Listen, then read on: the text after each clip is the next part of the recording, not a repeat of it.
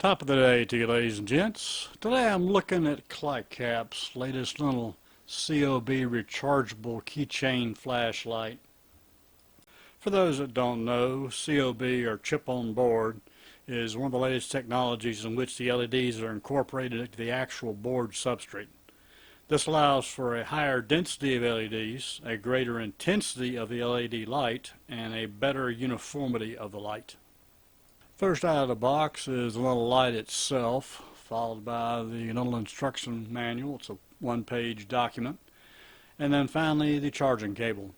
You do not get the actual charger with the light, but again, this light should be chargeable from your computer or a USB port, as many of us have installed in our homes these days. The unit itself is primarily made out of aluminum as the housing goes. Overall US dimensions are about 2.5 inches tall and about 2 inches wide. The actual LED surface is about 1 inch square. Here's a quick look at the one-page instruction manual that comes with the light. This calls out most of the major features of the light you'd be interested in. One feature that is not included on the light, it probably was nothing more than a tooling fixture, is what's on the bottom of the light. And we're going to get into that little unexpected feature a little later on in the video. Okay, now it's time to delve into this light in a little bit more detail. Take a look at some of the features and how the light itself operates. One of the first little features on the light is a good old-fashioned bottle opener. Back during the days when all of your beverages had crowns instead of caps, this was very useful. In the United States, they pretty well started moving away from crowns in the 60s, but you craft beer boys are going to find out you're going to probably want to love this feature. After that, we've got a carabiner, which obviously is where you would attach your keys to if you choose to put this light on your keychain. The bottom of the light is tapped for an M6x1 metric thread. Stay tuned on this one. On the back of the light is a pretty strong little magnet. It's surrounded by a loop which you could use for hanging the light. The magnet itself is a very useful feature. I'm going to be getting into in much more detail a little later on in the video. As far as the loop, you can use it, of course, for hanging the light, or in this case, turning the light into a little bit of a stand so you can aim the light to a degree. On the carabiner side, we find the power button. Again, in this case, one long press gives you maximum illumination. There are 4 lighting modes. That long press, a short press gives you 60% of the light, a second press gives you 30% of the light, and a final press gives you a strobing function. On the opposite of the bottle opener side is a USB-C charging port. Please note that this is a USB Type-C charging port as opposed to the micro USB you'll find on a lot of other devices. Now when the light is plugged in and charging, you get a little red indicator right above the charging port. Once the light is fully charged, the red indicator changes over to a green indicator. Now I'm going to take a look at a few things you can do with this little light. Let's go back and take a look at the bottom of the light again, that M6x1 thread. After digging through my little parts stash, I came up with an M6x1 rod coupling.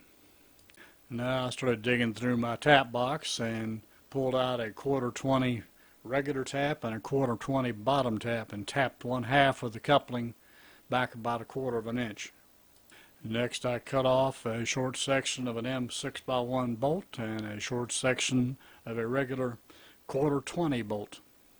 Next on the agenda is the wife's little Canon power shot camera. These cameras are obviously very inexpensive and take decent photography. As far as daylight conditions, are totally useless at night. Now, as most of us are fully aware, cameras for years have been pretty well standardized with a 1/4-20 tap on the bottom of the camera, or another video device to mount with a tripod, which of course also uses this 1/4-20 thread. Now the wife's little camera has a supplemental light source for use in lower light conditions where the flash would not suffice.